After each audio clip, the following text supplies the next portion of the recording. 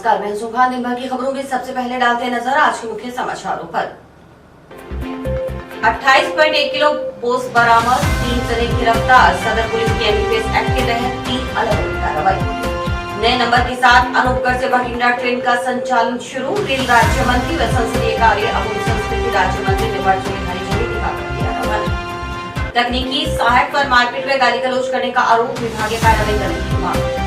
हटारोड़ी के खिलाफ आंदोलन कर रहे ग्रामीणों पर मुकदमा। हटारोड़ी का कार्य रुकवाने, मिस्त्री मजदूरों को जान से मारने की धमकी देने का विस्तार से। सदर पुलिस ने गांव डबरी राठान क्षेत्र में एनडीपीएस एक्ट की 3 अलग अलग कार्रवाई करते हुए कुल 28 किलो 100 ग्राम डोडा पोस्ट बरामद कर 3 जनों को गिरफ्तार किया है।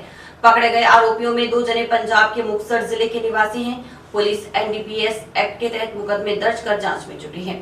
ये तीनों कार्रवाई गश्त व नाकाबंदी के दौरान उच्च अधिकारियों के निर्देशानुसार चलाए जा रहे ऑपरेशन फ्लैश आउट के तहत की गई।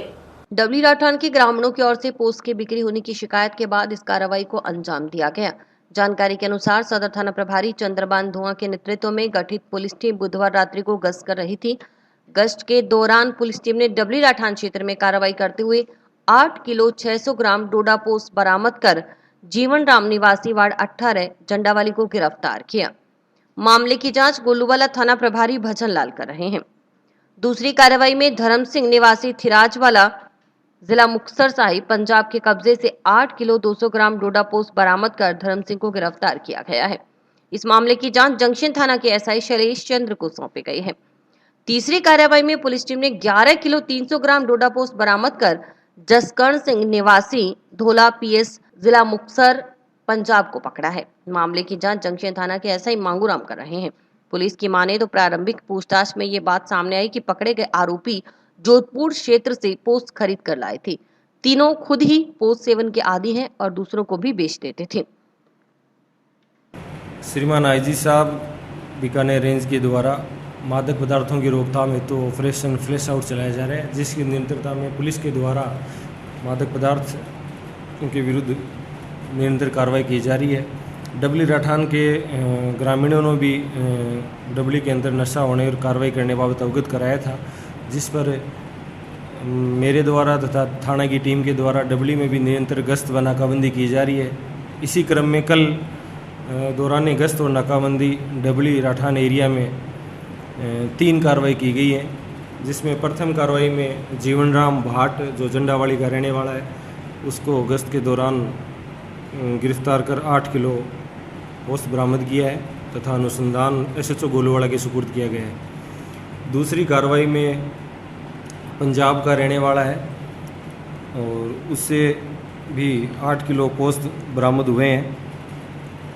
धर्म सिंह नाम है, उसका भी मुकदमा दर्ज कर जंक्शन थाने के अंदर मांगू सिंह सब इंस्पेक्टर को तफ्तीश दी गई है। तीसरे के अंदर जसकर्ण सिंह से 11 किलो 300 ग्राम पोस्ट बरामद हुए, जिस पे मुकदमा दर्ज कर शैलेश सब इंस्पेक्टर जंक्शन को तफ्तीश दी गई है। इसमें पुलिस के द्वारा निरंतर आगे भी कार्रवाई जारी रहेगी। सर, ये कहाँ ले जा रहे थे?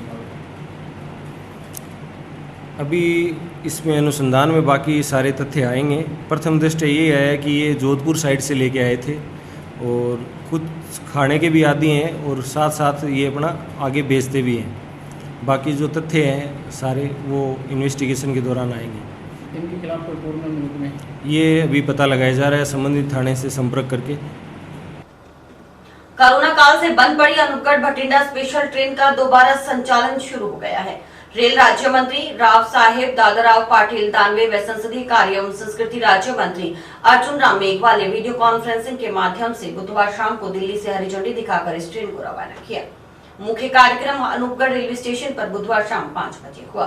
हरी झंडी दिखाने के बाद गाड़ी संख्या 04709 अनूपगढ़ भटिंडा स्पेशल अनूपगढ़ से 17:30 बजे रवाना होकर 22:45 बजे भटिंडा पहुंची। इसके बाद गुरुवार से नियमित रेल सेवा शुरू हो गई। खास बात यह है कि कोरोना काल से बंद पड़ी अनूपगढ़ भटिंडा स्पेशल ट्रेन के दोबारा संचालन के साथ ही भटिंडा सिरसा स्पेशल नई ट्रेन की शुरुआत भी हुई है। कोरोना काल के बाद हुई अनूपगढ़ भटिंडा स्पेशल ट्रेन का पुनः संचालन शुरू करवाने के लिए यात्रियों की ओर से लंबे समय से मांग की जा रही थी। दोनों तरफ से यह ट्रेन वाया डबवाली, हनुमानगढ़, सूरतगढ़, श्री विजयनगर होते हुए संचालित होगी। Hanumangarh junction railway station master Nagendra Pratap Singh ने बताया कि अनूपगढ़ से भटिंडा होते हुए सिरसा तक नई गाड़ी चलाई गई है। ये गाड़ी अनूपगढ़ से दोपहर 12:15 बजे चलकर भटिंडा पहुंचेगी। भटिंडा से शाम 7:10 से सिरसा रवाना होगी। हनुमानगढ़ से यह ट्रेन 3:12 बजे पहुंचेगी। 5 मिनट ठहराव के बाद यह ट्रेन 3:17 से भटिंडा रवाना होगी और वापसी में भटिंडा से सुबह 6:40 बजे चलकर यह ट्रेन 8:30 बजे पहुंचेगी। 10 मिनट ठहराव के बाद 8:40 बजे यह ट्रेन अनूपगढ़ के लिए रवाना होगी। उन्होंने बताया कि यह गाड़ी कोरोना काल में यात्री भार कम होने के कारण बंद कर दी गई थी।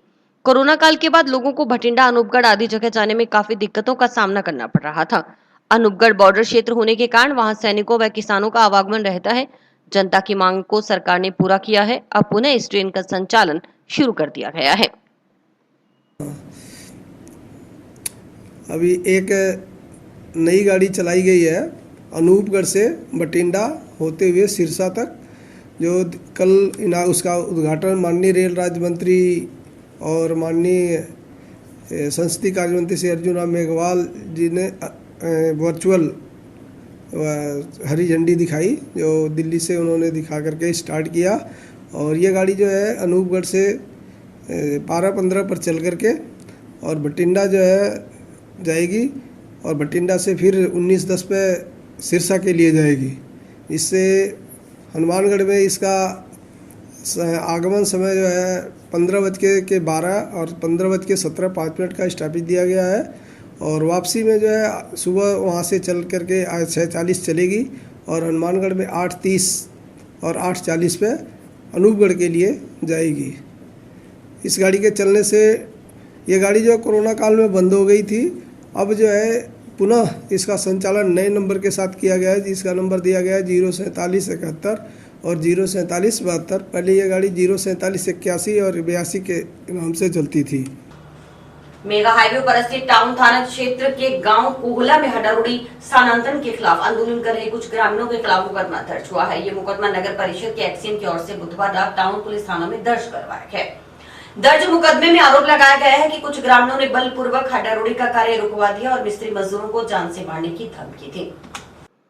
पुलिस आईपीसी की धाराओं के अलावा पीडीपीपी एक्ट के तहत मामला दर्ज कर जांच में जुटी है। जानकारी के अनुसार नगर परिषद के अधिशासी अभियंता सुभाष बंसल ने मुकदमा दर्ज करवाते हुए बताया कि गांव कोहला में हड्डारोड़ी का निर्माण कार्य चल रहा है। मिस्त्री मजदूर कार्यस्थल पर लगे हुए थे। बुधवार को गांव कोहला के लीलाधर शर्मा, राजकुमार यादव, नेतराम, विनोद कुमार, मदनलाल सहित करीबन 100 की संख्या में लोग पहुंचे और सबने मिलकर बलपूर्वक हड्डारोड़ी का कार्य रुकवा दिया। मौके पर मौजूद श्रमिकों व मिस्त्रियों को जान से मारने की धमकी दी। मामले की जांच एसआई पूर्ण सिंह कर रहे हैं। गौरतलब है कि गांव कोहला के पास हड्डारोड़ी स्थानांतरित करने के विरोध में ग्रामीणों की ओर से 3 दिनों से गांव के बाहर मेगा हाईवे के किनारे बेमियादी धरना भी दिया जा रहा है।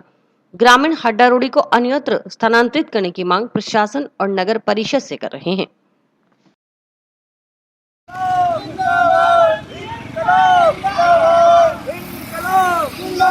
प्रशासन तेरी तानाशाही नहीं चलेगी, नहीं चलेगी। हड्डारोड़ी हटाओ, हड्डारोड़ी हटाओ,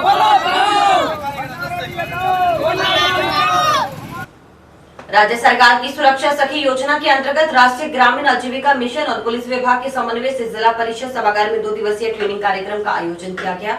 2 दिवसीय प्रशिक्षण कार्यक्रम संपन्न हो गया है। इस मौके पर कलेक्टर नथुमली डेल, जिला प्रमुख कविता मेघवाल, एएसपी नीलम चौधरी भी मौजूद रहे। इसमें महिला सशक्तिकरण के लिए महिलाओं के विरुद्ध हो रहे अत्याचारों की रोकथाम को लेकर बने कानूनों के प्रति जागरूकता लाकर आजीविका की महिलाओं को सशक्त बनाने का संदेश दिया गया।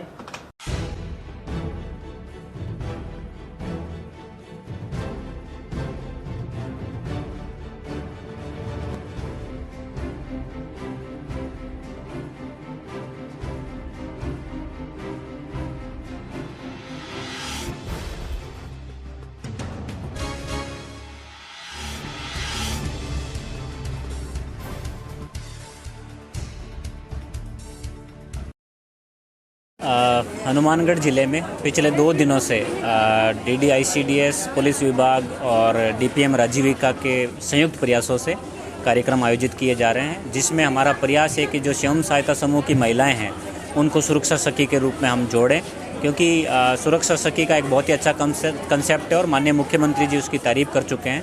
ज़िले में भी हम लोग प्रत्येक थाने में अधिकतम सुरक्षा सखी बनाने का प्रयास कर रहे हैं। चूँकि महिलाओं को आमंत्रित किया गया था, इसलिए सुरक्षा सखी के अलावा हमने एनीमिया मुक्त हनुमानगढ़ और माहवारी प्रबंधन के बारे में भी बड़ी डिटेल में बात की। अन्य फ्लैगशिप योजनाओं के बारे में भी लोगों का अवगत कराया। मुझे बड़ी खुशी हुई कि जब 150 से भी अधिक महिलाएं अलग अलग ग्रुप से यहाँ आई और आने वाले समय में इसका प्रभाव जरूर देखने को मिलेगा। प्रत्येक महिला एक एम्बेसडर की तरह हमारा कार्य करेगी, जो हर घर तक ये समाचार जरूर पहुँचाएगी कि हमें सुरक्षा सखी के रूप में आगे आकर के समाज की सहायता करनी चाहिए। प्रत्येक महिला को, बेटी को माहवारी प्रबंधन में सैनिटरी नैपकिन का इस्तेमाल करना चाहिए और एनीमिया मुक्ति के लिए जो जीवन शैली का पार्ट बना सकते हैं वो ज़रूर हमें उपयोग में लेना चाहिए। जो सुरक्षा सखी जो योजना लॉन्च की है, जो हमारे सीएम साहब की जो महत्वाकांक्षी योजना है, उसकी 2 दिवसीय हमने ट्रेनिंग करवाई है, जिसका आज समापन है। ये एक्चुअली जो सुरक्षा सखियां हैं, जिसमें राजीविका मिशन जो महिलाएं हैं उनको भी हमने ऐड किया है। तो ये 2 दिवसीय ट्रेनिंग इस उद्देश्य के लिए दी गई है कि महिलाओं को अपने अधिकार, आसपास होने वाले महिलाओं और बच्चियों के प्रति होने वाले जो भी अपराध है वे जागरूक रहें और पुलिस को सूचना दें। इसका एक उद्देश्य ये भी है कि भाई पुलिस के साथ सुरक्षा सखी अगर मिलकर काम करेगी तो काफ़ी सारे आयाम वो कवर कर लेंगी, काफ़ी सारे आयाम हम कवर कर लेंगे। हमें सूचना मिलेगी तो महिला डेस्क पर जो हमारी जो प्रभारी बैठी होती है, ये इसके माध्यम से जुड़ी हुई है, वो हमें सूचना दे सकती है। ये सारी सुरक्षा सखियों को इसी बात के लिए ट्रेन किया जा रहा है कि वो अपने बस आसपास होने वाले जो भी महिलाओं और बच्चियों से संबंधित जो भी विषय हैं उनके प्रति जागरूक रहें और सूचना अगर आकर के पुलिस थाने में महिला डेस्क प्रभारी को देंगी तो पुलिस अपने प्रभावी कार्य कर पाएगी। महिला सखी का जो प्रोग्राम रखा गया है उसका समापन समारोह है, इसलिए मैं सभी महिलाओं को बधाई देना चाहूँगी कि हर पंचायत के अंदर महिलाएं यहाँ पर आई हुई है और वो अपना दुख दर्द बांट रही है, सभी के साथ बता रही है भाई हम ऐसे करें तो क्या होगा हमारा। तो इसमें हमारे यहाँ पे डीएसपी भी महिलाएं हैं, एसआई भी महिलाएं हैं और जिला प्रमुख भी महिला है। तो इनकी समस्या अच्छी तरह से हम समझेंगे और उनकी समस्याओं का समाधान भी हम करवाएंगे। तो यह योजना बहुत ही अच्छी योजना है, मुख्यमंत्री जी द्वारा चलाई गई यह योजना है। तो इसलिए मैं मुख्यमंत्री जी को भी बहुत बहुत बधाई और शुभकामनाएं देना चाहूँगी। धन्यवाद। जीएसएस में तैनात तकनीकी सहायक पर मारपीट व गाली गलौज करने का आरोप लगाते हुए चक 9 और 10 एमओडी के ग्रामीणों ने गुरुवार को जोधपुर विद्युत वितरण निगम लिमिटेड के आरक्षण अभियंता कार्यालय के समक्ष नारेबाजी कर विरोध जताया। साथ ही तकनीकी सहायक पर विभागीय कार्रवाई करने की मांग का एससी को ज्ञापन सौंपा।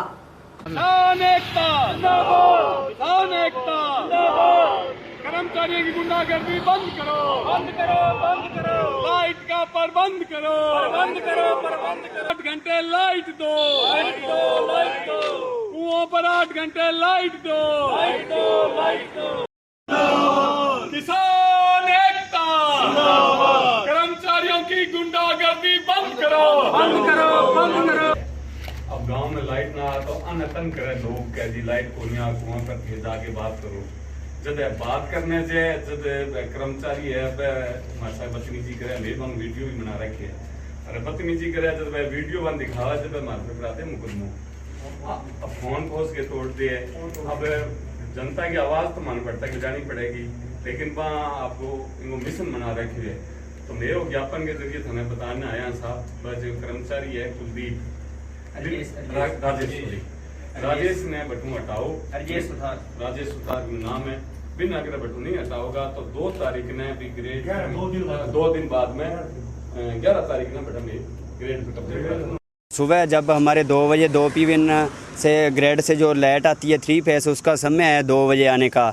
2:35 पर लाइट हमारी फॉल्ट हुई। फॉल्ट होने के बाद 2:45 बजे के करीब हमने उसको लैंडमैन को फ़ोन किया तो उसने बोला, राकेश कुमार ने बोला राजेश की ड्यूटी है। कुलवंत से फ़ोन किया, कुलवंत ने राजेश का नंबर दिया जिसकी ड्यूटी थी। हमने उससे संपर्क किया तो उसने बोला कि लाइन तो फॉल्ट है। हमने उससे रिक्वेस्ट की भाई साहब जोड़ दो इसको, कैसे भी करके जहाँ से फॉल्ट है निकाल दो।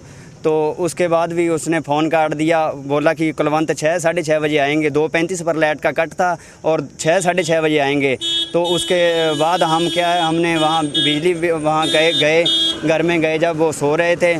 सोने के बाद हमने उनका जब वीडियो बनाया कि हमें रजिस्टर दिखा दो किसकी ड्यूटी है, लाइट जब कट हुई है तो कट का हमें दिखा दो कि किस कारण से कट है, कितने बजे कट की है, क्या सिस्टम है। उसने हमारे वीडियो बनाने से हमारे साथ उसने लड़ाई झगड़ा किया और उसके बाद में मेरा फ़ोन खोस के और फ़ोन फोड़ दिया। और उसके बाद में सुबह अय्यन साहब ने उसको जयन साहब ने हमें बुलाया कि हम समझाइश करवाते हैं, तो अय्यन साहब ने उसको बुला करके हमें वहाँ मिले नहीं, 3 घंटे तक इंतज़ार किया तो उससे मुकदमा करवा दिया झूठा। आज डबली रठान, नूरपुरा और बामू अडानी 2 PBN इस क्षेत्र के किसान आए हैं इस बात को लेकर कि कुओं पर लाइट आ नहीं रही है। और जब भी कोई भी प्रतिनिधि वहाँ उनसे इस बात फॉल्ट निकालने के लिए जाता है, बात करता है, तो उसके खिलाफ मुकदमा कर दिया जाता है, उसका मोबाइल तोड़ दिया जाता है। इस घटना को लेकर हमने ज्ञापन दिया है और मांग की है कि ऐसे कर्मचारियों को वहाँ से हटाया जाए और उसकी जाँच की जाए। नहीं तो 2 PBN के ऊपर जो इनका फीडर बना हुआ है वहाँ 2 दिन बाद 11 जून को वहाँ घेराव किया जाएगा। रेलवे विभाग की ओर से 3 जून से मनाए जा रहे अंतर्राष्ट्रीय संपर्क जागरूकता सप्ताह का समापन गुरुवार को हुआ। सप्ताह के दौरान रेलवे अधिकारियों व कर्मचारियों की ओर से दुर्घटनाएं रोकने के लिए संपर्क फाटकों पर जाकर वाहन चालकों व राहगीरों को फाटक पार करते समय बरती जाने वाली सावधानियों के बारे में बताया गया। Hanumangarh junction railway station master Nagendra Pratap Singh ने बताया कि 3 से 9 जून तक अंतर्राष्ट्रीय संपर्क जागरूकता सप्ताह का आयोजन किया गया है। अभियान के अंतर्गत सभी रेलवे फाटकों, पेट्रोल पंपों सहित सार्वजनिक स्थलों पर रेलवे विभाग के अधिकारियों कर्मचारियों की ओर से नागरिकों को जागरूक किया गया कि जब वे रेल फाटक पर पहुंचते हैं और वहां फाटक नहीं है तो वे दोनों तरफ देखें कि कोई गाड़ी तो नहीं आ रही, इसके बाद ही रेलवे लाइन को पार करें। इसके अलावा रेलवे फाटकों पर नागरिकों को जागरूक किया गया कि अगर फाटक बंद है तो अवैध रूप से फाटक को क्रॉस न करें। यदि फाटक बंद को अवैध रूप से पार किया जाता है तो रेल के अधिनियम 1989 की धारा 160 के तहत संबंधित के खिलाफ कार्रवाई करने का प्रावधान है। इसमें आर्थिक दंड या 5 वर्ष के कारावास की सजा है। इसके अलावा धारा 146 के तहत 6 माह के कारावास और 1000 रुपए जुर्माने अथवा दोनों से भी दंडित किए जाने का प्रावधान है। उन्होंने बताया कि अधिकतर हादसों में फाटक पार करने के दौरान बरती गई लापरवाही की वजह रहती है। अभी चल रहा है 3 जून से 9 जून तक अंतर्राष्ट्रीय संपर्क फाटक जागरूकता सप्ताह चल रहा है। इसके अंतर्गत जो है सभी रेलवे फाटकों पे, पेट्रोल पंपों पे, पब्लिक प्लेस पे रेलवे द्वारा के सभी डिपार्टमेंट्स द्वारा जा करके लोगों को जागरूक किया जा रहा है कि रेलवे फाटक जब बंद है या रेलवे फाटक पर आप पहुंचते हैं, कोई जैसे जहां मैंड फाटक नहीं है तो आप उसको देखें, पहले तो दोनों तरफ देखें कोई गाड़ी तो नहीं आ रही है, उसके बाद गेट को क्रॉस करें। और फाटकों पर लोगों को जागरूक किया जा रहा है कि अगर कोई फाटक बंद है तो अवैध रूप से उसको क्रॉस ना करें। यदि बंद फाटक को अवैध रूप से पार करते हैं तो रेलवे के अधिनियम 1989 की धारा 160 के तहत आपके खिलाफ कार्रवाई की जाएगी, जिसमें जो है आपको जो है आर्थिक दंड या 5 वर्ष के कारावास की सजा है। और उसी के तहत एक छोटा है कि धारा 146 के तहत जो है 6 महीने का जुर्माना और 1000 रुपये तक का जुर्माना और 6 महीने के कारावास या दोनों की सज़ा हो सकती है। ऐसा कर करके लोगों को बताया जा रहा है कि भाई रेलवे फाटक बंद होने पर आप उसके नीचे से क्रॉस ना करें। इस अभियान को चलाने का मकसद क्या है? मकसद लोगों को जागरूक करना कि रेलवे से जो दुर्घटनाएं होती हैं फाटकों के ऊपर, उस दुर्घटना को कम से कम किया जा सके। कक्षा 12वीं में कला, वाणिज्य और विज्ञान वर्ग में उच्च अंक हासिल करने वाले टाउन के शिशु शिक्षा सदन उच्च माध्यमिक विद्यालय के छात्र छात्राओं का गुरुवार को विद्यालय प्रांगण में अभिनंदन किया गया। स्कूल प्रबंधन व स्टाफ ने अव्वल रहे छात्र छात्राओं का माल्यार्पण कर राजस्थानी पगड़ी पहनाकर अभिनंदन करते हुए उनके उज्जवल भविष्य की कामना की।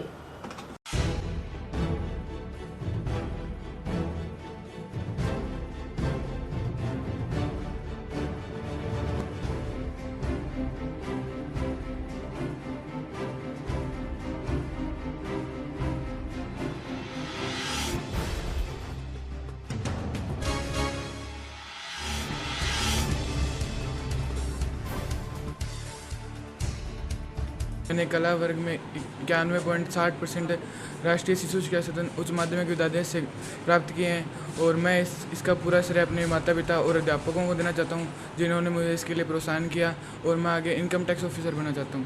1970 में हमारी संस्था की शुरुआत हुई थी और लगभग आज 50 वर्ष से अधिक हो गए हैं इस संस्था को।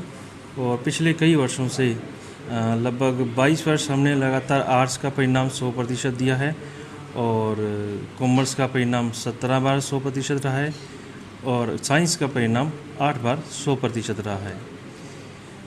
शाला परिवार में अनुशासन, परिश्रम यही इसका सफलता का कारण है।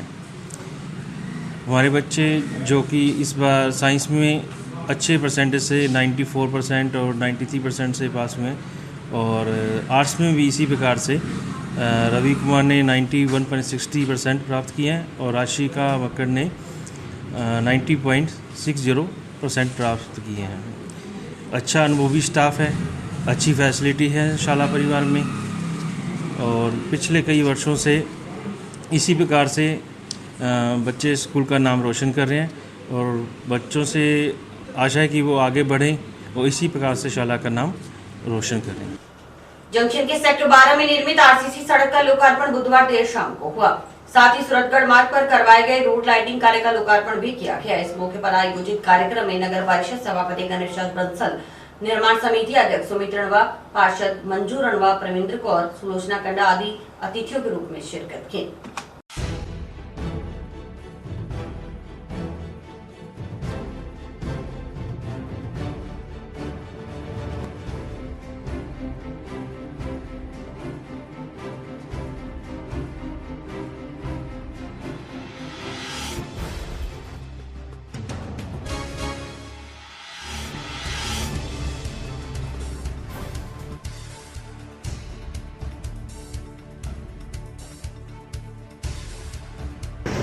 नगर परिषद हनुमानगढ़ के द्वारा रोडवे डिपो से लेकर किसान पार्क तक स्ट्रीट लाइट के ट्यूबवेल पोल लगाए गए हैं। इसमें कुल 12 लाख रुपए की लागत आई है। आज उन ट्यूबवेल पोल्स पर लाइट का उद्घाटन किया गया है। इसके अलावा स्कूल के मोड़ पर जो पहले दीवार पीछे हटाकर भारत को खुला किया गया था वह रोड पीडब्ल्यूडी की थी, लेकिन नगर परिषद के द्वारा इसमें 75 लाख रुपए की लागत से सीसी सड़क का निर्माण किया गया है। इसका भी आज लोकार्पण जनता को एक सामने वार्ड मेंबरों के समक्ष किया गया है एवं लाइटों का भी उद्घाटन किया गया है। मैं वार्ड नंबर 13 व 14 के वार्डवासियों को व उनके मेंबर्स को बधाई देता हूँ। और भी वक्त है एक ब्रेक का।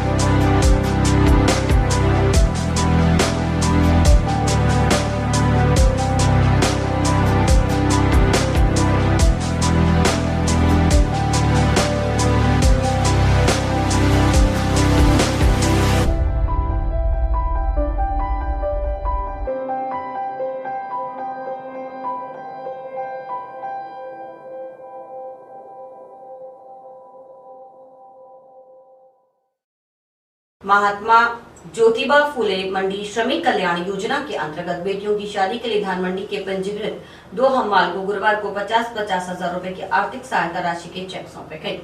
ये चेक कृषि उपज मंडी समिति सचिव CL वर्मा की ओर से दोनों मजदूरों को प्रदान किए गए। इस सहायता राशि से दोनों मजदूरों को आर्थिक संबल प्रदान होगा।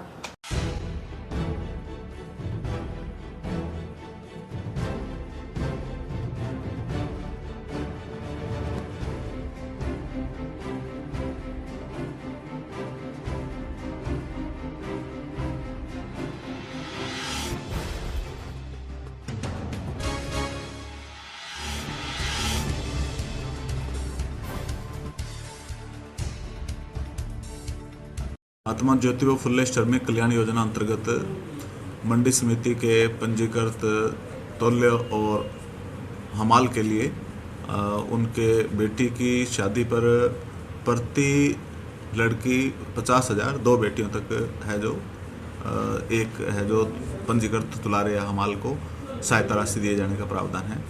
इससे मंडी के पंजीकृत हमाल तुलारे काफ़ी लाभान्वित हो रहे हैं। जागरूकता की दृष्टि से समय समय पर योजना के बारे में मजदूरों को जानकारी देते रहते हैं और मंडी की कोशिश रहती है कि पंजीकृत हमाल और तुलारों के जो लड़की की शादी हो तो ऐसा कोई एक भी केस बच नहीं जाए ताकि अधिक से अधिक लोगों को इसका लाभ मिले। इसमें क्या है, दोनों को 50-50 हज़ार रुपये कुल 1 लाख रुपए की सहायता राशि दी है। तो इससे क्या मजदूर को काफ़ी आर्थिक लाभ मिलेगा और उसको क्या है संबल प्रदान होगा। केंद्र सरकार ने किसानों के हित में निर्णय लेते हुए खरीफ की फसलों की न्यूनतम समर्थन मूल्य में बढ़ोतरी की है। ये बढ़ोतरी 100 रुपए और 523 रुपए तक की गई है। कृषि उपज मंडी समिति सचिव सीएल वर्मा ने बताया कि केंद्र सरकार की ओर से खरीफ की फसलों का समर्थन मूल्य बढ़ाया गया है, इससे किसानों को फायदा होगा। केंद्र सरकार द्वारा खरीफ की फसलों का समर्थन मूल्य बढ़ाया गया है, इससे किसानों को फायदा होगा। इनको क्या है, जो फसल बोने में और फसल तैयार करने में जो लागत आती है उस पर मुनाफा बढ़ेगा और किसानों में समृद्धि और खुशहाली आएगी। जिनसों पर है, धान पर 100 रुपये है, ज्वार पर 232 रुपये हैं, बाजरा पर 100 रुपये हैं, रागी पर 201 रुपये हैं, मक्का पर 92 रुपये, अरहर पर 300, मूंग पर 480 रुपये हैं, उड़द और मूंगफली पर 300 रुपये हैं, सूरजमुखी पर 385 रुपये और सोयाबीन पर 350, तिल पर 523 रुपये। इसके अलावा कपास पर मध्यम और लंबे रेशे के हिसाब से 354 और 355 रुपये बढ़ाए हैं। आगे रबी की फसलों में लागू रहेगा। इसमें समर्थन मूल्य से यदि इन जिनसों के भाव कम होते हैं तो सरकार खरीद करती है, उससे किसानों को लाभ मिलेगा। एक न्यूनतम बेस रेट है और इससे ऊपर होगा तो मार्केट में ऊपर वाले रेट पर बिक जाएगा। वीडियो को एडिट करने के बाद अश्लील बनाकर सोशल मीडिया पर वायरल करने का मामला सामने आया है। इस संबंध में सदर पुलिस थाना में एक जने के खिलाफ नामजद मुकदमा दर्ज हुआ है। प्रमोद कुमार निवासी डबली ने रिपोर्ट दी थी कि उसका जो अश्लील वीडियो है उसको एडिट करके और विभिन्न ग्रुपों में वायरल करने की धमकी देकर उसके जो मुखराम नामक व्यक्ति के द्वारा जो डबली एरिया का रहने वाला है उससे पैसे मांगे जा रहे हैं तथा पैसे नहीं देने पर वो वायरल करने की धमकी दे रहा था और पैसे नहीं देने के बाद उसके द्वारा वो वीडियो विभिन्न ग्रुप के अंदर वायरल कर दिया गया। इस रिपोर्ट के ऊपर आईटी एक्ट और आईपीसी की विभिन्न धाराओं में प्रकरण दर्ज किया गया है, जिसमें अनुसंधान थाना अधिकारी टाउन के द्वारा किया जा रहा है। मैं सब लोगों से अपील करना चाहूँगा कि इस तरह के मामले में जब भी आपके पास फेसबुक, व्हाट्सएप पर अननोन नंबर से वीडियो कॉल आता है, जिस व्यक्ति को आप पर्सनली नहीं जानते हैं, उस व्यक्ति का आप वो कॉल है वो अटेंड नहीं करें, क्योंकि इस तरह की कई गैंग सक्रिय हैं जिन तक पहुंचने में काफ़ी समय लगता है, काफ़ी टेक्नोलॉजी लगती है। तो प्राथमिक उपचार ये है कि अपन खुद सावधानी रखें, ऐसे कॉल को इग्नोर करें, अटेंड नहीं करें। और अगर भूल से भी अगर आप अटेंड कर भी लेते हो और इस तरह आपको कोई ब्लैकमेल करने की कोशिश करता है, आपका वीडियो वायरल करने की धमकी देता है, तो आप बिना डरे निसंकोच उसी टाइम उस व्यक्ति को पैसे ना देते हुए तुरंत पुलिस के पास आएँ और कंप्लेन दर्ज कराएं। और इसी के साथ समाचार समाप्त हुए। रोजाना देखते रहिए समाचार। नमस्कार।